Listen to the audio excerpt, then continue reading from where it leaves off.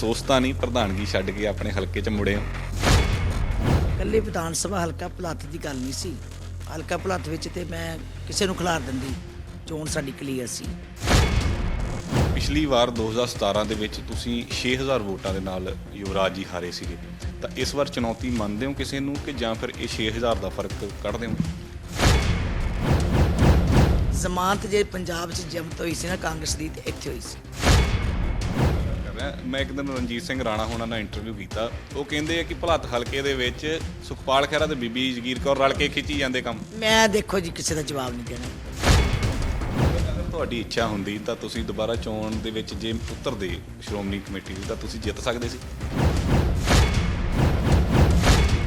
ਇੱਥੇ ਵੀ ਮੈਂ ਸਿਆਸਤ ਨਹੀਂ ਕਰਦੀ, ਸੱਚਾਈ ਹੈ। ਉੱਥੇ ਵੀ ਮੈਂ ਸਿਆਸਤ ਨਹੀਂ ਕੀਤੀ, ਉੱਥੇ ਵੀ ਮੈਂ ਸੇਵਾ ਹੀ ਕੀਤੀ ਹੈ। ਕੀ ਇਹ ਕਾਰਨ ਕੀ ਲੱਗਦਾ 1 ਸਾਲ ਦੇ ਵਿੱਚ ਪੜਚੋਲਿਆ, ਕਿਉਂਕਿ ਸਭ ਤੋਂ ਵੱਧ ਜਿਹੜੇ ਆ ਸਿੱਖ ਡੇਰਿਆਂ ਵੱਲ ਨੂੰ ਵਧੀ ਜਾ ਰਹੇ? ਇਸ ਵਾਰ ਕੋਈ ਰਣਨੀਤੀ ਹੈ ਦਿਮਾਗ ਦੇ ਵਿੱਚ ਕਿ ਕਿਵੇਂ ਅੱਗੇ ਵਧਣਾ? ਚਰਨਜੀਤ ਚੰਨੀ ਦੇ ਆਉਣ ਦੇ ਨਾਲ ਸ਼੍ਰੋਮਣੀ ਅਕਾਲੀ ਦਲ ਨੂੰ ਕੋਈ ਫਰਕ ਪਿਆ? ਕਿਉਂਕਿ ਕਿਹਾ ਜਾ ਰਿਹਾ ਕਿ ਜਿਹੜਾ ਬਸਪਾ ਵਾਲਾ ਕੈਡਰ ਸੀਗਾ ਉਹ ਚੰਨੀ ਤੇ ਦੁਬਾਰਾ ਖਿੱਚ ਲਿਆ। ਇਹ ਸਭ ਡਰਾਮਾ ਹੀ ਹੈ। 15 ਦਿਨ ਤੁਸੀਂ ਨਿਕਲ ਦਿਓ ਸਹੀ, ਕਿੱਦਾਂ ਲੋਕੀ ਛਾਲਾਂ ਮਾਰ ਮਾਰ ਕੇ ਵਾਪਸ ਆਉਂਦੇ। ਵਿਧਾਨ ਸਭਾ ਚੋਣਾਂ ਨੇੜੇ ਆ ਰਹੀਆਂ ਨੇ ਅਤੇ ਸਿਆਸੀ ਪਾਰਟੀਆਂ ਦੇ ਵੱਲੋਂ ਆਪਣੇ ਪੱਤੇ ਖੋਲ੍ਹਣੇ ਸ਼ੁਰੂ ਕਰ ਦਿੱਤੇ ਨੇ। ਕੱਲ ਸ਼੍ਰੋਮਣੀ ਅਕਾਲੀ ਦਲ ਦੇ ਵੱਲੋਂ 2 ਅਹਿਮ ਸੀਟਾਂ ਦੇ ਉੱਪਰ ਟਿਕਟਾਂ ਦੇ ਦਿੱਤੀਆਂ ਗਈਆਂ ਨੇ। ਮਜੀਠਾ ਹਲਕੇ ਤੋਂ ਬਿਕਰਮ ਸਿੰਘ ਮਜੀਠੀਆ ਨੂੰ ਐਲਾਨ ਦਿੱਤਾ ਅਤੇ ਭੁਲੱਥ ਹਲਕੇ ਤੋਂ ਬੀਬੀ ਜਗੀਰ ਕੌਰ ਹੋਣਾ ਨੂੰ। ਬੀਬੀ ਜਗੀਰ ਕੌਰ ਮੇਰੇ ਨਾਲ ਨੇ, ਗੱਲਬਾਤ ਕਰਦੇ ਹਾਂ। ਬੀਬੀ ਜੀ, ਸਭ ਤੋਂ ਪਹਿਲਾਂ ਤਾਂ ਡੇਲੀ ਪੋਸਟ ਉੱਪਰ ਸਵਾਗਤ। ਸਤਿ ਸ਼੍ਰੀ ਅਕਾਲ ਜੀ, ਬਹੁਤ ਮਿਹਰਬਾਨੀ। ਅਫਸੋਸ ਤਾਂ ਨਹੀਂ, ਪ੍ਰਧਾਨਗੀ ਛੱਡ ਕੇ ਆਪਣੇ ਹਲਕੇ 'ਚ ਮੁੜੇ ਹੋ? ਦੇਖੋ, ਪ੍ਰਧਾਨਗੀ ਦੀ ਚੋਣ ਹਰ ਸਾਲ ਬਾਅਦ ਹੁੰਦੀ ਹੈ ਤੇ 1 ਸਾਲ ਵਾਸਤੇ ਪ੍ਰਧਾਨ ਚੁਣਿਆ ਜਾਂਦਾ ਹੈ। ਜਿਹੜਾ ਆਹ ਸਾਲ ਹੁਣ ਸਮਾਂ ਆਇਆ, ਇਹ ਹੈ ਵਿਧਾਨ ਸਭਾ ਦੀ ਚੋਣ ਦਾ। ਇਹ 5 ਸਾਲ ਬਾਅਦ ਆਉਣੀ ਹੁੰਦੀ ਹੈ। ਪਾਰਟੀ ਵੱਲੋਂ ਇਕੱਲੇ ਵਿਧਾਨ ਸਭਾ ਹਲਕਾ ਭੁਲੱਥ ਦੀ ਗੱਲ ਨਹੀਂ ਸੀ। ਹਲਕਾ ਭੁਲੱਥ ਵਿੱਚ ਤੇ ਮੈਂ ਕਿਸੇ ਨੂੰ ਖਿਲਾਰ ਦਿੰਦੀ, ਚੋਣ ਸਾਡੀ ਕਲੀਅਰ ਸੀ। ਲੇਕਿਨ ਪੰਜਾਬ ਸਰਕਾਰ ਬਣਾਉਣ ਵਾਸਤੇ ਸਰਦਾਰ ਸੁਖਬੀਰ ਸਿੰਘ ਜੀ ਬਾਦਲ ਪ੍ਰਧਾਨ ਸਾਹਿਬ ਜਿਹੜੇ ਆ, ਉਹ ਮਹਿਸੂਸ ਕਰਦੇ ਆ ਕਿ ਪੰਜਾਬ ਦੇ ਵਿੱਚ ਕੰਮ ਕਰਨ ਵਾਸਤੇ ਜਿਹੜੇ ਕਹਿ ਲਓ ਤੁਸੀਂ ਵੱਡੇ ਸੇਵਾਦਾਰ ਹੁੰਦੇ ਆ, ਆਗੂ ਹੁੰਦੇ ਆ, ਮੋਹਤਵਰ ਹੁੰਦੇ ਆ, ਜਿਨ੍ਹਾਂ ਦੀ ਪਹਿਚਾਣ ਔਰ ਜਿਨ੍ਹਾਂ ਦੀ ਲੋਕਾਂ ਦੇ ਵਿੱਚ ਇਮੇਜ ਹੋਵੇ, ਉਹਨਾਂ ਨੂੰ ਫਿਰ ਬਾਅਦ ਵਿੱਚ ਸਾਰੇ ਪੰਜਾਬ 'ਚ ਘੁੰਮਣਾ ਪੈਂਦਾ ਹੈ। ਸੋ ਮਹਿਸੂਸ ਕਰਦੇ ਸੀਗੇ ਕਿ ਸਾਡੇ ਜਿਸ ਤਰ੍ਹਾਂ ਸਾਰੀਆਂ ਪਾਰਟੀਆਂ ਦੇਖ ਲਓ, ਉਹਨਾਂ ਪਾਰਟੀਆਂ ਵਿੱਚ ਕੋਈ ਦੇ ਕੋਲ ਕੋਈ ਲੇਡੀ ਆਗੂ ਨਹੀਂ ਹੈ। ਇੱਕ ਅਕਾਲੀ ਦਲ ਹੀ ਹੈ, ਸ਼੍ਰੋਮਣੀ ਅਕਾਲੀ ਦਲ, ਜਿਹਦੇ ਕੋਲ ਇਸਤਰੀ ਵਿੰਗ ਦਾ ਪੂਰਾ ਢਾਂਚਾ ਬਣਿਆ ਹੋਇਆ। ਸੋ ਇਸਤਰੀ ਵਿੰਗ ਦਾ ਢਾਂਚਾ ਬਣਨ ਕਰਕੇ ਤੇ ਬਤੌਰ ਪ੍ਰਧਾਨ ਇਸਤਰੀ ਵਿੰਗ ਜੇ ਮੈਂ ਸਾਰੇ ਪੰਜਾਬ 'ਚ ਨਾ ਘੁੰਮਾਂ ਤੇ ਫਿਰ ਸਾਡੀਆਂ ਬੀਬੀਆਂ ਜਿਹੜੀਆਂ ਉਹ ਮਹਿਸੂਸ ਕਰਨਗੀਆਂ ਕਿ ਬੀਬੀ ਜੀ ਆਪ ਸਾਡੇ ਕੋਲ ਨਹੀਂ ਆਏ। ਇਹ ਚੀਜ਼ਾਂ ਨੂੰ ਵੇਖਦੇ ਹੋਏ ਵੀ ਬਾਦਲ ਸਾਹਿਬ ਮਹਿਸੂਸ ਕਰਦੇ ਸੀਗੇ ਕਿ ਸਾਨੂੰ ਪੰਜਾਬ ਦੇ ਵਿੱਚ ਅੱਜ ਲੋੜ ਹੈ ਕਿ ਕੋਈ ਸਰਕਾਰ ਬਣਾਉਣੀ ਹੈ। ਸਰਕਾਰ ਬਣਾਉਣ ਵਾਸਤੇ ਜਿਹੜੇ ਜਿੱਦਾਂ ਦੀ ਕਿਸੇ ਜ਼ਿੰਮੇਵਾਰੀ ਹੈ ਉਹ ਦਿੱਤੀ ਜਾਵੇ। ਸੋ ਮੈਂ ਇਹ ਮਹਿਸੂਸ ਕੀਤਾ ਕਿ ਜੇ ਅੱਜ ਪਾਰਟੀ ਨੂੰ ਲੋੜ ਹੈ ਤੇ ਮੈਂ ਇਕੱਲਾ ਇਹ ਨਹੀਂ ਦੇਖਣਾ ਕਿ ਮੈਂ ਉੱਥੇ ਪ੍ਰਧਾਨ ਤੇ ਮੈਂ ਦੁਬਾਰਾ ਪ੍ਰਧਾਨ ਬਣਾ। ਮੈਂ ਉਹਨਾਂ ਨੂੰ ਇਹ ਗੱਲ ਕਹੀ ਸੀ, ਜਿਹੜੀ ਚੀਜ਼ ਤੁਹਾਨੂੰ ਸੂਟੇਬਲ ਲੱਗਦੀ ਹੈ, ਜੇ ਤੁਸੀਂ ਇਹ ਦੇਖਦੇ ਹੋ ਮੈਨੂੰ, ਕਿਉਂਕਿ ਮੈਂ ਜ਼ਿਆਦਾ ਸ਼ੌਕ ਜਿਹੜਾ ਮੇਰਾ ਗੁਰੂ ਘਰ ਦੀ ਸੇਵਾ ਦਾ, ਜੇ ਸੱਚਾਈ ਹੈ, ਮੈਂ ਉਹਨਾਂ ਨੂੰ ਇਹ ਦੱਸ ਦਿੱਤਾ ਸੀਗਾ ਕਿ ਮੈਂ ਜ਼ਿਆਦਾ ਖੁਸ਼ ਹਾਂ। ਅਗਰ ਤੁਹਾਡੀ ਇੱਛਾ ਹੁੰਦੀ ਤਾਂ ਤੁਸੀਂ ਦੁਬਾਰਾ ਚੋਣ ਦੇ ਵਿੱਚ ਜੇ ਉਤਰਦੇ ਸ਼੍ਰੋਮਣੀ ਕਮੇਟੀ ਦੀ ਤਾਂ ਤੁਸੀਂ ਜਿੱਤ ਸਕਦੇ ਸੀ। ਦੇਖੋ ਜੀ, ਹੈ ਹੀ ਮੈਂ ਸੀ, ਹੋਰ ਤਾਂ ਕੋਈ ਹੈ ਹੀ ਨਹੀਂ ਸੀਗਾ। ਜਿੱਤਣ ਦੀ ਤਾਂ ਗੱਲ ਛੱਡੋ, ਉੱਥੇ ਤੇ ਆਪਣੀ ਗੱਲ ਸੀ ਕਿ ਸ਼੍ਰੋਮਣੀ ਕਮੇਟੀ ਦੀ ਪ੍ਰਧਾਨਗੀ ਰੱਖਣੀ ਹੈ ਕਿ ਉੱਧਰ ਪੰਜਾਬ ਦੇ ਵਿੱਚ ਸਰਕਾਰ ਬਣਾਉਣੀ ਹੈ। ਮੈਂ ਉਹਨਾਂ ਨੂੰ ਕਿਹਾ ਕਿ ਸਰਕਾਰ ਬਣਾਉਣੀ ਵੀ ਜ਼ਰੂਰੀ ਹੈ। ਜੇ ਸਰਕਾਰ ਨਾ ਬਣਾਈਏ ਤਾਂ ਵੀ ਫਿਰ ਸਾਡੀ ਉਹ ਗੱਲ ਨਹੀਂ ਬਣਦੀ। ਸੋ ਪਾਰਟੀ ਜੇ ਮਹਿਸੂਸ ਕਰਦੀ ਹੈ ਕਿ ਪੰਜਾਬ ਦੀ ਸਰਕਾਰ ਬਣਾਉਣ ਵਾਸਤੇ ਸਾਨੂੰ ਲੋੜ ਹੈ, ਤਾਂ ਫਿਰ ਮੈਂ ਰਿਜੈਕਟ ਨਹੀਂ ਹੋ ਸਕਦੀ ਕਿ ਮੈਨੂੰ ਸ਼੍ਰੋਮਣੀ ਕਮੇਟੀ ਦੀ ਪ੍ਰਧਾਨ ਹੀ ਬਣਾਓ। ਮੈਂ ਉੱਥੇ ਸੇਵਾ ਕੀਤੀ ਹੈ ਔਰ 365 ਦਿਨ ਦੇ ਵਿੱਚ ਮੈਂ ਘੱਟੋ ਘੱਟ ਇਹ ਕਹਿ ਲਓ ਕਿ 700 ਦਿਨ ਦੀ ਸੇਵਾ ਕੀਤੀ ਹੋਊ, ਪੂਰੀ ਡੈਡੀਕੇਸ਼ਨ ਦੇ ਨਾਲ। 24 ਘੰਟੇ 'ਚੋਂ ਜੇ ਮੈਂ 16 ਘੰਟੇ ਘੱਟੋ ਘੱਟ ਲਾਏ ਹੋਣਗੇ ਤੇ ਇਕੱਲੀ ਸੰਸਥਾ ਵਾਸਤੇ ਲਾਏ। ਅੱਛਾ, 1 ਸਾਲ ਉੱਥੇ ਤੁਸੀਂ ਬਤੌਰ ਪ੍ਰਧਾਨ ਰਹੇ ਹੋ, ਸਿਆਸਤ ਤਾਂ ਨਹੀਂ ਭੁੱਲੀ? ਹੁਣ ਮੁੜ ਕੇ ਸਿਆਸਤ 'ਚ ਆ ਰਹੇ ਹੋ? ਨਹੀਂ, ਸਿਆਸਤ ਮੈਂ ਇੱਥੇ ਵੀ ਮੈਂ ਸਿਆਸਤ ਨਹੀਂ ਕਰਦੀ, ਸੱਚਾਈ ਹੈ। ਉੱਥੇ ਵੀ ਮੈਂ ਸਿਆਸਤ ਨਹੀਂ ਕੀਤੀ, ਉੱਥੇ ਵੀ ਮੈਂ ਸੇਵਾ ਹੀ ਕੀਤੀ ਹੈ। ਤੇ ਸੇਵਾ ਬੜੀ ਤੁਸੀਂ ਇਹ ਦੇਖੋ ਕਿ ਸੋਚ ਸਮਝ ਕੇ ਇਹ ਕੀਤੀ ਹੈ ਕਿ ਦਿਨ ਰਾਤ ਮੈਂ ਕਿਸ ਢੰਗ ਨਾਲ ਕੰਮ ਕਰਾਂ ਕਿ ਕੌਮ ਦਾ ਵਿਸ਼ਵਾਸ ਜਿਹੜਾ ਹੈ, ਸ਼੍ਰੋਮਣੀ ਗੁਰਦੁਆਰਾ ਪ੍ਰਬੰਧਕ ਕਮੇਟੀ 'ਚ ਬਹੁਤ ਸਾਰੇ ਕਿੰਤੂ ਪਰੰਤੂ ਸ਼ੁਰੂ ਕਰ ਦਿੱਤੇ ਸੀ ਕੌਮ ਨੇ, ਔਰ ਉਹ ਜਿਹੜੀ ਸੰਸਥਾ ਹੈ ਉਹ ਇੱਕ ਬੜੀ ਮਹਾਨ ਸੰਸਥਾ, ਉਹਦੀ ਮਹਾਨਤਾ ਬਣਾਉਣ ਵਾਸਤੇ ਕਿਸ ਢੰਗ ਦੇ ਨਾਲ ਅਸੀਂ ਇਸ ਧਰਮ ਪ੍ਰਚਾਰ ਦੀ ਲਹਿਰ ਨੂੰ, ਗੁਰਮਤਿ ਦੇ ਸਿਧਾਂਤ ਨੂੰ, ਜਾਂ ਜਿਹੜੇ ਉਸ ਸੰਸਥਾ ਦੇ ਐਡਮਿਨਿਸਟ੍ਰੇਸ਼ਨ ਨੂੰ ਪਾਰਦਰਸ਼ੀ ਬਣਾਉਣ ਵਾਸਤੇ ਕਿੰਨਾ ਕੁ ਕੰਮ ਕੀਤਾ ਜਾਵੇ, ਐਜੂਕੇਸ਼ਨਲ ਅਦਾਰਿਆਂ ਨੂੰ, ਮੈਡੀਕਲ ਅਦਾਰਿਆਂ ਨੂੰ ਕਿਵੇਂ ਪੈਰਾਂ 'ਤੇ ਖੜਾ ਕੀਤਾ ਜਾਵੇ, ਤਾਂ ਜੋ ਕੌਮ ਦਾ ਉਹ ਵਿਸ਼ਵਾਸ ਫਿਰ ਉਹੀ ਬਣੇ ਕਿ ਸਿਰਮੌਰ ਸੰਸਥਾ ਸਿਰਮੌਰ ਹੀ ਹੈ। ਸੋ ਉਹਦੇ ਵਾਸਤੇ ਮੈਂ ਜ਼ਿਆਦਾ ਮੇਰੀ ਜਿਹੜੀ ਸੀ, ਦੇਖੋ ਬਾਕੀ ਤੇ ਲੰਗਰ ਵੀ ਚੱਲੀ ਜਾਣੇ ਹੁੰਦੇ ਹੈ, ਸਭ ਕੁਝ ਹੋਈ ਜਾ, ਮੇਨ ਸੀ ਪਾਰਦਰਸ਼ੀ ਤੇ ਗੁੱਡ ਐਡਮਿਨਿਸਟ੍ਰੇਸ਼ਨ। ਇੱਕ ਮੇਰਾ ਇਹ ਬੜਾ ਅਹਿਮ ਸਵਾਲ ਆ, ਇਹ ਤੇ ਬੜਾ ਵਿਚਾਰ ਕਰਨਾ ਚਾਹੀਦਾ ਕਿ ਜਿਵੇਂ ਸਿੱਖ ਲੋਕ ਹੈਗੇ ਨੇ, ਜਿਹੜੇ ਸਿੱਖੀ ਨਾਲ ਜੁੜੇ ਹੋਏ ਲੋਕ ਨੇ, ਡੇਰਿਆਂ ਵੱਲ ਨੂੰ ਬੜਾ ਰੁਖ ਕਰ ਰਹੇ ਨੇ। ਕੀ ਇਹ ਕਾਰਨ ਕੀ ਲੱਗਦਾ 1 ਸਾਲ ਦੇ ਵਿੱਚ ਪਰਚੋਲਿਆ, ਕਿਉਂਕਿ ਸਭ ਤੋਂ ਵੱਧ ਜਿਹੜੇ ਆ ਸਿੱਖ ਡੇਰਿਆਂ ਵੱਲ ਨੂੰ ਵਧੀ ਜਾ ਰਹੇ? ਤੁਸੀਂ ਨੋਟ ਕਰਿਓ ਵੀ ਇਹ ਸਾਲ ਜਿਹੜਾ ਲੰਘਿਆ, ਇੱਧਰ ਲੋਕੀ ਸ਼੍ਰੋਮਣੀ ਗੁਰਦੁਆਰਾ ਪ੍ਰਬੰਧਕ ਕਮੇਟੀ ਨੂੰ ਜ਼ਿਆਦਾ ਆਏ। ਜਿੰਨੇ ਸਮਾਗਮ ਕੀਤੇ ਹੈ, ਸੰਗਤਾਂ ਖੁੱਲ੍ਹ ਕੇ ਆਈਆਂ ਔਰ ਖੁੱਲ੍ਹ ਕੇ ਸੇਵਾ ਕੀਤੀ ਹੈ।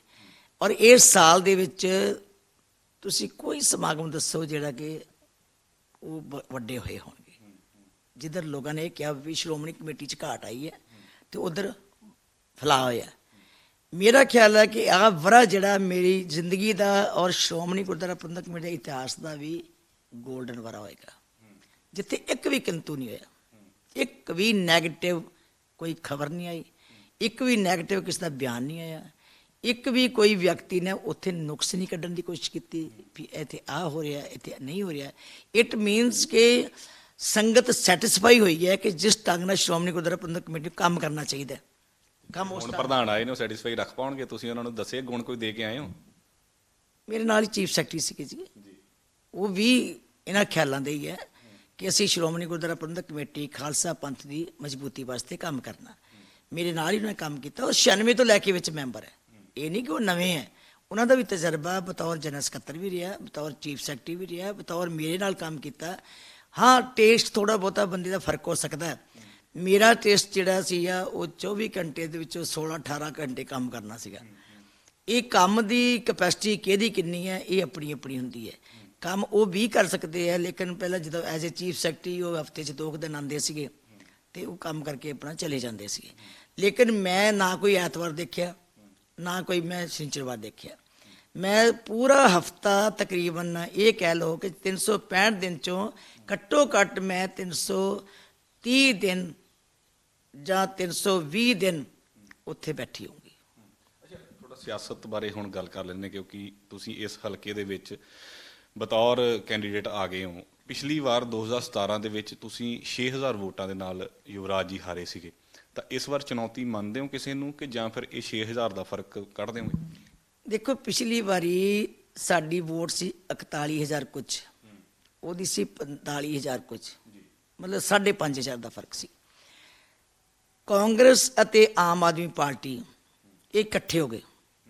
ਜਦੋਂ ਸਰਦਾਰ ਸੁਖਪਾਲ ਸਿੰਘ ਜੀ ਨੂੰ ਟਿਕਟ ਮਿਲੀ, ਇਹਨੇ ਪਹਿਲਾਂ ਸਾਰਿਆਂ ਨੂੰ ਇਕੱਠਾ ਕੀਤਾ, ਕਿਉਂਕਿ ਇਹਨੇ ਕਾਂਗਰਸ ਵਿੱਚ ਕੰਮ ਕੀਤਾ ਸੀ। ਸਾਰੇ ਕਾਂਗਰਸੀ ਜਿਹੜੇ ਸੀ ਉਹ ਇਹਦੇ ਨਾਲ ਸੀ। ਇਹਨੇ ਕਿਹਾ ਕਿ ਜੇ ਤੁਸੀਂ ਇਹ ਕਹੋ ਕਿ ਅੱਜ ਕਾਂਗਰਸ ਦੀ ਕਰਕੇ ਮੈਂ ਜਿੱਤ ਜਾਊਂਗਾ, ਮੈਂ ਨਹੀਂ ਜਿੱਤ ਸਕਦਾ, ਇੱਥੇ ਅਕਾਲੀ ਦਲ ਜਿੱਤਣਾ। ਉਹਦੀ ਉਦਾਹਰਨ ਵੀ ਸੀ। ਅਟਵਾਲ ਸਾਹਿਬ ਨੂੰ ਭੇਜਿਆ ਜਲੰਧਰ ਤੋਂ, ਅਟਵਾਲ ਸਾਰੇ ਪਿੰਡਾਂ 'ਚ ਘੁੰਮੇ ਤੇ ਉਹ ਕਹਿੰਦੇ ਜੀ ਅਕਾਲੀ ਦਲ ਜਿੱਤਦਾ, ਮੈਂ ਨਹੀਂ ਇੱਥੇ ਖੜਾ ਹੋਣਾ।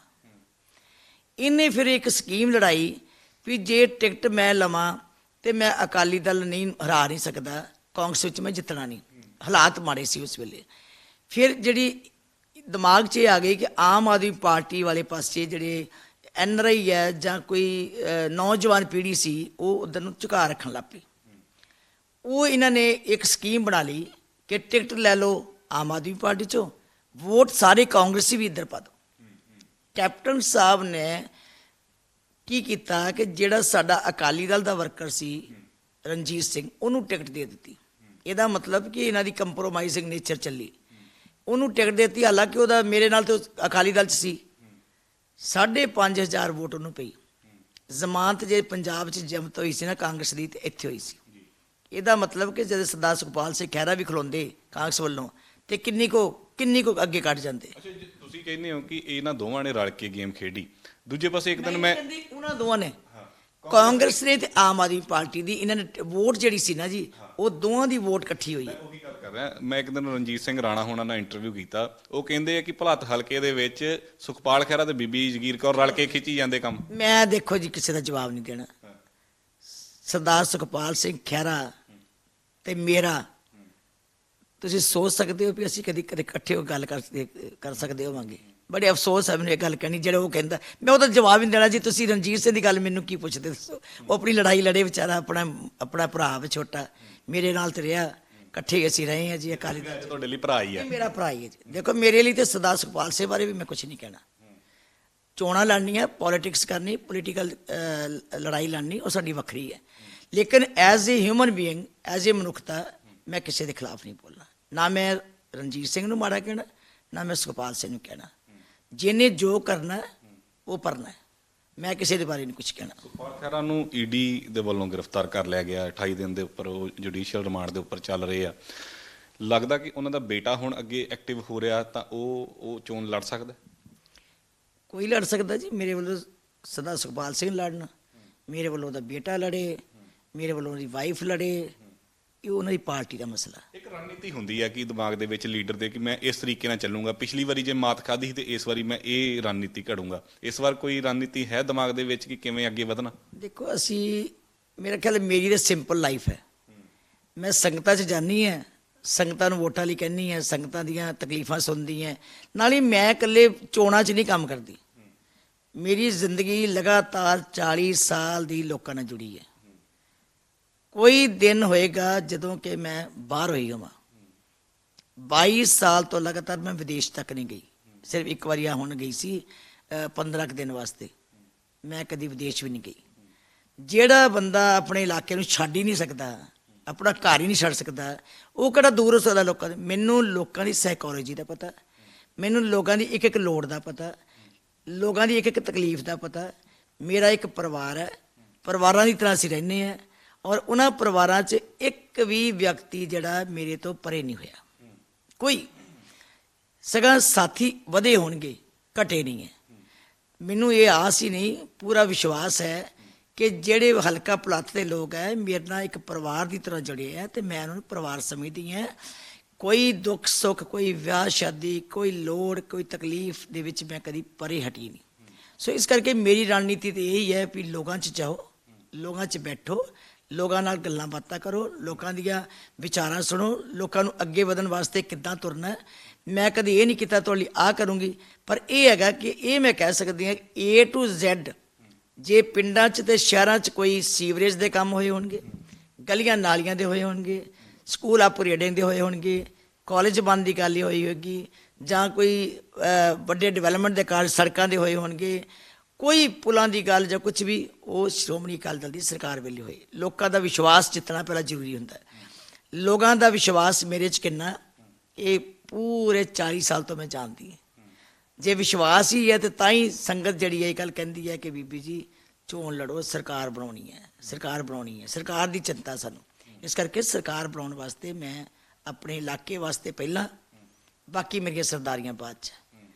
ਮੈਂ ਉੱਥੇ ਸੇਵਾ ਕਰਨੀ ਚਾਹੁੰਦੀ ਹਾਂ ਧਰਮ ਦੀ, ਲੇਕਿਨ ਜੇ ਮੇਰੇ ਇਲਾਕੇ ਦੇ ਲੋਕ ਜਿਨ੍ਹਾਂ ਨੂੰ ਮੇਰੇ ਨਾਲ ਐਡਾ ਵੱਡਾ ਸਾਥ ਅਤੇ ਪਿਆਰ ਹੈ, ਤੇ ਮੈਂ ਇਹਨਾਂ ਨੂੰ ਪਿੱਛੇ ਛੱਡ ਕੇ, ਇਹਨਾਂ ਨੂੰ ਦਰਕਾਰ ਕੇ ਨਹੀਂ ਮੈਂ ਕਿਤੇ ਜਾ ਸਕਦੀ। ਪਹਿਲਾਂ ਮੇਰੀ ਜਿਹੜੀ ਪ੍ਰੈਫਰੈਂਸ ਹੈ ਉਹ ਮੇਰਾ ਹਲਕਾ। ਅੱਛਾ, ਜਿਵੇਂ ਸੁਖਪਾਲ ਖਹਿਰਾ ਨੂੰ ਈਡੀ ਦੇ ਵੱਲੋਂ ਗ੍ਰਿਫਤਾਰ ਕੀਤਾ, ਉਹਨਾਂ ਨੇ ਇੱਕ ਬਿਆਨ ਵੀ ਦਿੱਤਾ ਸੀ ਕਿ ਇਹ ਮੇਰੇ ਆਪਣਿਆਂ ਨੇ ਹੀ ਮੈਨੂੰ ਡੰਗ ਮਾਰਿਆ, ਕਿਤੇ ਨਾ ਕਿਤੇ ਸਿਆਸੀ ਲੀਡਰਾਂ ਦੀ ਮੈਂ ਸ਼ਿਕਾਰ ਹੋਇਆ। ਤੁਹਾਨੂੰ ਲੱਗਦਾ ਕਿ ਇਹ ਵਾਕਈ ਜਿਹੜੇ ਇਲਜ਼ਾਮ ਉਹਨਾਂ 'ਤੇ ਲੱਗੇ ਇਹ ਸੱਚ ਹੋਣਗੇ, ਕਿ ਜਾਂ ਫਿਰ ਇਹ ਕੋਈ 2022 ਨੂੰ ਲੈ ਕੇ ਕੋਈ ਵਿਉਂਤਬੰਦੀ ਚੱਲ ਰਹੀ? ਦੇਖੋ, ਕੇਸ ਚੱਲਣੇ, ਕੇਸ ਦੀ ਅੱਗੋਂ ਰਿਜ਼ਲਟ ਆਉਣਾ, ਇਹ ਲੀਗਲ ਹੈ। ਜੇ ਉਹਨਾਂ ਦੇ ਕੇਸ ਚੱਲਿਆ, ਪਹਿਲਾਂ ਡਰੱਗਸ ਦਾ ਕੇਸ ਚੱਲਿਆ, ਫਿਰ ਇੱਧਰੋਂ ਮਨੀ ਲਾਂਡਰਿੰਗ ਦਾ ਚੱਲ ਗਿਆ, ਇਹ ਤਾਂ ਹੁਣ ਉਹ ਹੀ ਜਾਣ ਸਕਦੇ ਹੈ ਸੱਚ ਕੀ ਹੈ ਤੇ ਝੂਠ ਕੀ ਹੈ। ਬਾਕੀ ਦੇਖੋ, ਮੈਂ ਤੇ ਨਾ ਕਿਸੇ ਦੇ ਖਿਲਾਫ ਕਹਿ ਸਕਦੀ ਹਾਂ ਵੀ ਇਹ ਸਹੀ ਹੈ ਕਿ ਗਲਤ ਹੈ। ਇਹ ਉਹਨਾਂ ਨੇ ਆਪਣੀ ਲੜਾਈ ਲੜਨੀ ਹੈ। ਸਹੀ ਹੋਏਗਾ ਤੇ ਉਹ ਵੀ ਰਿਜ਼ਲਟ ਆ ਜਾਣਾ, ਗਲਤ ਹੋਏਗਾ ਤਾਂ ਵੀ ਰਿਜ਼ਲਟ ਆ ਜਾਣਾ। ਨਾ ਸਾਡੇ ਕਹਿਣ ਦਾ ਫਾਇਦਾ ਹੀ ਹੈ ਜੀ। ਇਹਦਾ ਮਤਲਬ ਜਿਹੜਾ ਇੱਕ ਬੰਦਾ ਇਹ ਕਹਿੰਦਾ ਨਾ ਕੌਨਸਪੀਰੇਸੀ, ਤੇ ਜਦੋਂ ਉਹ ਵੀ ਕੋਈ ਕੌਨਸਪੀਰੇਸੀ ਕਰਦੇ ਹੋਣਗੇ ਤਾਂ ਉਹ ਫਿਰ ਕੌਨਸਪੀਰੇਸੀ ਹੋਏਗੀ। ਸੋ ਇਸ ਕਰਕੇ ਮੈਂ ਉਹਨਾਂ ਦੇ ਬਾਰੇ ਕੁਝ ਨਹੀਂ ਕਹਿਣਾ ਜੀ। ਵਾਹਿਗੁਰੂ ਭਲਾਈ ਕਰੇ। ਮੈਂ ਇਹ ਵੀ ਕਹਿੰਦੀ ਹੈ ਕਿ ਜੇ ਕਿਤੇ ਕੋਈ ਮੁਸੀਬਤ ਬਣੀ ਵੀ ਹੋਵੇ ਨਾ ਕਿਸੇ ਦੀ, ਉਹ ਪਰਮਾਤਮਾ ਭਲਾਈ ਕਰੇ। ਤਾਂ ਆਖਰੀ ਸਵਾਲ ਆ ਮੇਰਾ ਕਿ ਚਰਨਜੀਤ ਚੰਨੀ ਦੇ ਆਉਣ ਦੇ ਨਾਲ ਸ਼੍ਰੋਮਣੀ ਅਕਾਲੀ ਦਲ ਨੂੰ ਕੋਈ ਫਰਕ ਪਿਆ? ਕਿਉਂਕਿ ਕਿਹਾ ਜਾ ਰਿਹਾ ਕਿ ਜਿਹੜਾ ਬਸਪਾ ਵਾਲਾ ਕੈਡਰ ਸੀਗਾ ਉਹ ਚੰਨੀ ਤੇ ਦੁਬਾਰਾ ਖਿੱਚ ਲਿਆ। ਦੇਖੋ ਜੀ, ਲੋਕ ਸਰਕਾਰਾਂ ਦੀ ਕਾਰਗੁਜ਼ਾਰੀ ਦੇਖਦੇ ਆ। ਕੋਈ ਇਹ ਗੱਲ ਕਹਿ ਦਈਏ ਨਾ ਵੀ ਜਾਤੀਵਾਦਾਂ ਦੀਆਂ ਗੱਲਾਂ, ਇਹ ਥੋੜ੍ਹੀ ਚਿਰ ਦੇ ਐਵੇਂ ਬੁਲਬੁਲਾ ਜਿਹਾ ਹੀ ਹੁੰਦਾ। ਸਾਡੇ ਕੋਲ ਵੀ ਬਥੇਰੇ ਲੀਡਰ ਵੀ ਨੇ, MLA ਵੀ ਰਹੇ ਹੈ, ਹੁਣ ਵੀ ਹੈਗੇ ਹੈ, ਮਿਨਿਸਟਰ ਵੀ ਰਹੇ ਹੈ। ਸਾਡੇ ਕੋਲ ਬੜਾ ਵੱਡਾ ਕੇਡਰ ਹੈ SC ਪਰਿਵਾਰਾਂ ਦਾ। ਚੰਨੀ ਸਾਹਿਬ 5.5 ਸਾਲ 4.5 ਸਾਲ ਲਗਾਤਾਰ ਸਰਕਾਰ 'ਚ ਹੀ ਸੀ ਮੰਤਰੀ। ਹਾਂਜੀ, ਜਦੋਂ ਉਹ ਵੱਖਰੇ ਹੋਏ ਕੈਪਟਨ ਸਾਹਿਬ ਨਾਲੋਂ, ਤੇ ਉਹਨਾਂ ਨੇ ਇਹ ਰੌਲਾ ਪਾਇਆ ਕਿ 4.5 ਸਾਲ ਕੁਛ ਨਹੀਂ ਕੀਤਾ ਸਰਕਾਰ ਨੇ। ਆਪ ਵੀ ਕਹਿਣਾ ਆ ਨਹੀਂ ਹੋਇਆ, ਇਹ ਨਹੀਂ ਹੋਇਆ, ਭਰਤੀ ਨਹੀਂ ਹੋਈ, ਕੰਮ ਨਹੀਂ ਹੋਏ, ਇੱਥੇ ਕਰਪਸ਼ਨ ਹੋਈ, ਇੱਥੇ ਮਾਈਨਿੰਗ ਹੋਈ, ਇੱਥੇ ਚੋਰੀ ਹੋਈ, ਇੱਥੇ ਸ਼ਰਾਬਾਂ ਦੀਆਂ ਗੱਲਾਂ ਹੋਈਆਂ। ਹਰ ਚੀਜ਼ ਜਦੋਂ ਇਹਨਾਂ ਦੇ ਲੀਡਰ ਹੀ ਕਹੀ ਜਾਂਦੇ ਹੈ ਕਿ ਸਰਕਾਰ ਜਿਹੜੀ ਨਲਾਇਕ ਹੈ, ਫੇਲ ਹੋਈ ਹੈ। ਜੇ 4.5 ਸਾਲ ਫੇਲ ਸੀ ਕੈਪਟਨ ਅਮਰਿੰਦਰ ਸਿੰਘ ਦੇ ਵੇਲੇ, ਇਹ ਵਿੱਚ ਮਿਨਿਸਟਰ ਸੀ, ਇਹਦਾ ਮਤਲਬ ਫਿਰ ਇਹ ਵੀ ਫੇਲ ਸੀ। ਹੁਣ ਜਦੋਂ ਬਣਿਆ ਤੇ ਕਿਹੜਾ ਕੋਈ ਚਿਰਾਗ ਬਲ ਗਿਆ ਕੋਈ ਨਵਾਂ? ਹੁਣ ਵੀ ਐਲਾਨ। ਤੁਸੀਂ ਇਹ ਦੱਸੋ, ਕਹਿੰਦੇ ਅਸੀਂ ਨੌਕਰੀਆਂ ਦੇਵਾਂਗੇ। ਨੌਕਰੀਆਂ ਦੇਣੀਆਂ ਹੁਣ ਤਾਂ 3 ਮਹੀਨੇ ਦਾ ਪ੍ਰੋਸੀਜਰ ਘੱਟੋ ਘੱਟ ਹੈ। ਅਖਬਾਰ 'ਚ ਐਡ ਦੇਣੀ ਪੈਂਦੀ ਹੈ, ਫਿਰ ਉਹਨਾਂ ਦੀ ਐਡਵਰਟਾਈਜ਼ਮੈਂਟ ਤੋਂ ਬਾਅਦ ਇੰਟਰਵਿਊਜ਼ ਹੁੰਦੀਆਂ ਨੇ, ਇੰਟਰਵਿਊਜ਼ ਤੋਂ ਬਾਅਦ ਫਿਰ ਕਿਤੇ ਜਾ ਕੇ ਸਿਲੈਕਸ਼ਨ ਹੁੰਦੀ ਹੈ, ਸਮਾਂ ਲੱਗਦਾ। ਇਹ ਤਾਂ ਐਲਾਨ ਹੀ ਹੈ ਨਾ। ਇਸ ਸਰਕਾਰ 15 ਕਿ 20 ਦਿਨ ਰਹਿ ਗਏ, 20 ਦਸੰਬਰ ਤੋਂ ਬਾਅਦ ਮੇਰੇ ਖਿਆਲ ਕੋਡ ਲੱਗ ਜਾਣਾ। ਤੇ ਜੇ ਕੋਡ ਲੱਗਣ ਤੱਕ ਦਿਨ ਹੀ 15-20 ਹੋਣ, ਨਾ ਕੋਈ ਮੁਲਾਜ਼ਮ ਪੱਕਾ ਹੋਣਾ। 36,000 ਮੁਲਾਜ਼ਮ ਪੱਕਾ ਕਰਦਾ, ਕਿਹੜੇ ਬੋਰਡ ਲੱਗੇ ਆ, ਤੇ ਫਿਰ ਮੁਲਾਜ਼ਮ ਕਾਹਤੋਂ ਸੜਕਾਂ ਤੇ ਮਰਨ ਡਏ? ਫਿਰ ਲਾਠੀਆਂ ਕਾਹਤੋਂ ਮਾਰਦੇ, ਡਾਂਗਾ ਕਾਹਤੋਂ ਮਾਰਦੇ? ਉਹਨੂੰ ਬਿਠਾ ਕੇ ਕਹੋ ਵੀ ਕਾਕਾ ਤੁਹਾਡਾ ਪ੍ਰੋਸੀਜਰ ਹੋ ਗਿਆ। ਉਹ ਜੀ ਚੜ੍ਹ ਕੇ ਵੱਡੇ ਵੱਡੇ ਪੋਲਾਂ ਦੇ ਉੱਤੇ, ਅਸੀਂ ਉਦੋਂ ਦੇਖਿਆ ਜੀ, ਉੱਥੇ ਪੋਲ ਤੇ ਚੜੇ ਮੁੰਡੇ, ਤੇ ਉਹ ਕਹੇ ਕਿ ਤੇਲ ਪਾਈ ਜਾਵੇ ਉੱਪਰ। ਅਸੀਂ ਉਹਨੂੰ ਰਿਕੁਐਸਟ ਕੀਤੀ, ਬਾਦਲ ਸਾਹਿਬ ਨੇ ਫੋਨ ਕੀਤਾ, ਕਾਕਾ ਜੀ ਇੱਦਾਂ ਨਾ ਕਰੋ। ਫਿਰ ਪ੍ਰਗਟ ਨੂੰ ਫੋਨ ਕੀਤਾ ਕਿ ਪ੍ਰਗਟ ਸਿੰਘ ਜੀ, ਮੰਤਰੀ ਸਾਹਿਬ ਤੁਸੀਂ ਇੱਦਾਂ ਕਰੋ ਵੀ ਬੰਦਾ ਕੋਈ ਨੁਕਸਾਨ ਨਾ ਜਾਵੇ, ਇਹਨਾਂ ਨੂੰ ਕਲੀਅਰ ਕਰੋ ਵੀ ਤੁਸੀਂ ਕਰ ਦਿੱਤੇ ਤੁਹਾਨੂੰ ਪੱਕੇ ਟੀਚਰ, ਤੁਸੀਂ ਫਿਕਰ ਨਾ ਕਰੋ, ਆਹ ਨੋਟੀਫਿਕੇਸ਼ਨ ਹੈ, ਸਭ ਕੁਝ ਹੈ, ਕਿਉਂ ਘਬਰਾਉਂਦੇ ਹੋ? ਜੇ ਕੀਤਾ ਹੋਵੇ ਤਾਂ ਕਹਿਣ। ਤੇ ਬੋਰਡ ਦੇਖੋ ਕਿੱਡੇ ਕਿੱਡੇ ਲੱਗੇ। ਇਹਦਾ ਮਤਲਬ ਕਿ ਇਹ ਸਾਰਾ ਡਰਾਮਾ ਨਾ। ਫਿਰ ਜੇ ਕਰਜ਼ਾ ਮਾਫ ਕੀਤਾ, ਫਿਰ ਲੋਕੀ ਕਾਹਤੋਂ, ਕਿਸਾਨ ਕਾਹਤੋਂ ਇਹਨੂੰ ਕਹਿਣ ਦੇ? ਹੁਣ ਕਿਸਾਨਾਂ ਨੇ ਕਿਹਾ ਕਿ ਅਸੀਂ ਦਿੱਲੀ ਤੋਂ ਤੇ ਉੱਠ ਪਾਂਗੇ ਉਹ ਕਰਾ ਕੇ ਪੂਰਾ, ਪਰ ਅਸੀਂ ਅੱਗੇ ਪੰਜਾਬ 'ਚ ਮੋਰਚਾ ਲਾਣਾ। ਕਿਉਂ ਲਾਉਣਾ? ਵੀ ਕਰਜ਼ਾ ਮਾਫ ਕਰੋ, ਜਿਹੜਾ ਤੁਸੀਂ ਕਿਹਾ ਸੀ। ਜੇ ਕਰਜ਼ਾ ਮਾਫ ਇਹਨਾਂ ਕੀਤਾ ਹੋਵੇ ਤੇ ਫਿਰ ਪੰਜਾਬ ਦੇ ਕਿਸਾਨ ਇੱਥੇ ਆ ਕੇ ਮੋਰਚਾ ਕਿਉਂ ਲਾਉਣ? ਜੇ ਇਹਨਾਂ ਨੇ ਬੇਰੁਜ਼ਗਾਰਾਂ ਨੂੰ ਰੁਜ਼ਗਾਰ ਦਿੱਤਾ ਹੋਵੇ ਤੇ ਅੱਜ ਧਰਨੇ ਮੁਜ਼ਾਹਰੇ ਤੋਂ ਸਿਵਾਏ ਕੋਈ ਹੈ ਸੜਕਾਂ ਦੇ ਉੱਤੇ? ਸੋ ਮੈਂ ਸਮਝਦੀ ਹਾਂ ਕਿ ਜੇ ਸਕੀਮਾਂ ਇਹਨਾਂ ਨੇ ਜਿੰਨੀਆਂ ਸੀ ਬੰਦ ਕਰਤੀਆਂ। ਸੁਵਿਧਾ ਕੇਂਦਰ ਦੇਖ ਲਓ, ਸਭ ਤੋਂ ਵਧੀਆ ਜਿਹੜਾ ਪਾਰਦਰਸ਼ੀ ਕੰਮ ਔਰ ਸੌਖਾ ਕੰਮ ਸੀ ਨਾ ਜੀ, ਸੁਵਿਧਾ ਕੇਂਦਰ ਸੀ।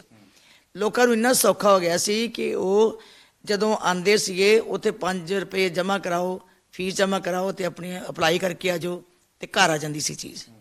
ਇੰਨਾ ਸੌਖਾ ਕੰਮ ਸੀ ਵੀ ਰਿਸ਼ਵਤ ਨੂੰ ਕੰਟਰੋਲ ਹੋ ਜਾਂਦਾ ਸੀ। ਇਹਨਾਂ ਚੀਜ਼ਾਂ ਨਾਲ ਹੀ ਕੰਟਰੋਲ ਹੁੰਦਾ ਕਿ ਜਦੋਂ ਨੇੜੇ ਤੋਂ ਨੇੜੇ ਗੱਲ ਆ ਜਾਏਗੀ, ਤਹਿਸੀਲਦਾਰ SDM ਦੀ ਛੁਟਕਾਰਾ ਪੈ ਜਾਊਗਾ, ਆਨਲਾਈਨ ਕੰਮ ਹੋ ਜਾਣਗੇ। ਇਹ ਸਾਰੀਆਂ ਚੀਜ਼ਾਂ ਜਿਹੜੀਆਂ ਸੀ ਲੋਕਾਂ ਨੂੰ ਯਾਦ ਹੈ। ਕਿਵੇਂ ਇਹਨਾਂ ਨੇ ਸਾਰੇ ਸੁਵਿਧਾ ਕੇਂਦਰ ਬੰਦ ਕਰ ਦਿੱਤੇ, ਕਿਵੇਂ ਇਹਨਾਂ ਨੇ ਲੋਕਾਂ ਦੀਆਂ ਸੁਵਿਧਾਵਾਂ ਬੰਦ ਕਰ ਦਿੱਤੀਆਂ, ਕਿਵੇਂ ਸਹੂਲਤਾਂ ਬੰਦ ਕਰਤੀਆਂ। ਇਹ ਮਾਈਨਿੰਗ ਕਹਿੰਦੇ ਜੀ, ਮਾਈਨਿੰਗ ਅਸੀਂ 5 ਰੁਪਏ ਦੇ ਦੇਵਾਂਗੇ। ਤੁਹਾਨੂੰ ਲੱਗਦਾ ਫਿਰ ਜਿਹੜੀਆਂ ਗੱਲਾਂ ਬਾਤਾਂ ਹੋ ਰਹੀਆਂ ਨੇ ਇਕੱਲੇ ਐਲਾਨ ਹੀ ਹੈ, ਕੋਈ ਇੰਪਲੀਮੈਂਟ ਨਹੀਂ ਹੋਊਗਾ? ਇੱਕ ਵੀ ਨਹੀਂ ਹੋਣਾ, ਇੱਕ ਵੀ ਨਹੀਂ। 15 ਦਿਨ ਰਹਿ ਗਏ, 15-20 ਦਿਨ 'ਚ ਇਹ ਐਲਾਨ। 5 ਰੁਪਏ ਕਹਿੰਦਾ ਮਾਈਨਿੰਗ ਦੀ ਅਸੀਂ ਦਿਆਂਗੇ ਟਰਾਲੀ। ਖਰਚ ਸਾਰੇ ਦੱਸ ਰਹੇ 15 ਰੁਪਏ ਖਰਚ ਤੇ 5 ਰੁਪਏ ਕਿੱਦਾਂ ਦੇ ਦੂ? ਮਾਈਨਿੰਗ ਇਹਨੇ ਆਪਣੇ ਕੋਲ ਰੱਖੀ, ਐਕਸਾਈਜ਼ ਐਂਡ ਟੈਕਸੇਸ਼ਨ ਤੋਂ ਐਕਸਾਈਜ਼ ਆਪਣੇ ਕੋਲ ਰੱਖੀ। ਮਾਈਨਿੰਗ ਇੰਡਸਟਰੀ ਇੱਕ ਚੀਜ਼ ਹੈ, ਮਾਈਨਿੰਗ ਆਪਣੇ ਕੋਲ ਰੱਖ ਲਈ ਤੇ ਇੰਡਸਟਰੀ ਵੱਖਰੀ ਕਰਤੀ। ਟੈਕਸੇਸ਼ਨ ਵੱਖਰਾ, ਐਕਸਾਈਜ਼ ਵੱਖਰਾ। ਕਦੀ ਸੋਚਿਆ ਐਕਸਾਈਜ਼ ਐਂਡ ਟੈਕਸੇਸ਼ਨ ਇੱਕ ਹੁੰਦਾ ਮਹਿਕਮਾ? ਐਕਸਾਈਜ਼ ਕਿਉਂ ਰੱਖ ਲਿਆ? ਜਿਹੜਾ ਸ਼ਰਾਬ ਦਾ ਸਾਰਾ ਮਹਿਕਮਾ ਕਿੱਦਾਂ ਇਕੱਠੇ ਕਰਨੇ ਹੈ। ਇਸ ਵੇਲੇ ਤਾਂ ਸੁੱਖ ਨਾਲ ਸਾਰਾ ਜ਼ੋਰ ਲੱਗਾ ਹੋਇਆ ਕਿ ਪੈਸਾ ਕਿੱਦਾਂ ਇਕੱਠਾ ਕਰਨਾ, ਔਰ ਇੱਥੋਂ ਇਕੱਠਾ ਕਰਕੇ ਹਰੀਸ਼ ਰਾਵਤ ਰਾਹੀਂ ਰਾਹੁਲ ਕੋ ਕਿੰਨਾ ਭੇਜਣਾ। ਇਹ ਸਾਰਾ ਕੁਝ ਜਿਹੜਾ ਚੱਲ ਰਿਹਾ ਨੇ, ਇਹ ਸਭ ਡਰਾਮਾ ਹੀ ਹੈ। 15 ਦਿਨ ਤੁਸੀਂ ਨਿਕਲਣ ਦਿਓ ਸਹੀ, ਕਿੱਦਾਂ ਲੋਕੀ ਛਾਲਾ ਮਾਰ ਮਾਰ ਕੇ ਵਾਪਸ ਆਉਂਦੇ। ਧੰਨਵਾਦ ਗੱਲਬਾਤ ਕਰ ਲਈ। ਸੋ ਇਹ ਨੇ ਬੀਬੀ ਜਗੀਰ ਕੌਰ, ਜਿਨ੍ਹਾਂ ਨੇ 1 ਸਾਲ ਬਤੌਰ ਪ੍ਰਧਾਨਗੀ ਕੀਤੀ ਐਸਜੀਪੀਸੀ ਦੀ, ਉਹਦੇ ਵੀ ਕੰਮਕਾਜ ਗਿਣਾਏ ਅਤੇ ਹੁਣ ਭੁਲੱਥ ਤੋਂ ਇਹ ਚੋਣ ਲੜਨਗੇ। ਸ਼੍ਰੋਮਣੀ ਅਕਾਲੀ ਦਲ ਦੀ ਟਿਕਟ ਦੇ ਉੱਪਰ ਇੱਕ ਪਾਸੇ ਸੁਖਪਾਲ ਸਿੰਘ ਖਹਿਰਾ ਈਡੀ ਦੇ ਹਵਾਲੇ ਨੇ ਅਤੇ ਦੂਜੇ ਪਾਸੇ ਇਹ ਚੋਣ ਮੈਦਾਨ ਦੇ ਵਿੱਚ ਉਤਰ ਆਏ ਨੇ। ਇਸ ਵਾਰ ਭੁਲੱਥ ਦੀ ਸੀਟ ਜਿਹੜੀ ਹੈ ਉਹ ਬਹੁਤ ਹੀ ਇੰਟਰਸਟਿੰਗ ਹੋਣ ਵਾਲੀ ਹੈ, ਕਿਉਂਕਿ ਮੁਕਾਬਲਾ ਜਿਹੜਾ ਹੈ ਸ਼੍ਰੋਮਣੀ ਅਕਾਲੀ ਦਲ ਅਤੇ ਕਾਂਗਰਸ ਦੇ ਵਿੱਚ ਤਗੜਾ ਰਹਿਣ ਵਾਲਾ ਹੈ। ਕੈਮਰਾਮੈਨ ਮਨੀਸ਼ ਦੇ ਨਾਲ ਮਨਦੀਪ ਸਿੰਘ, ਡੇਲੀ ਪੋਸਟ ਪੰਜਾਬੀ, ਬੇਗੋਵਾਲ।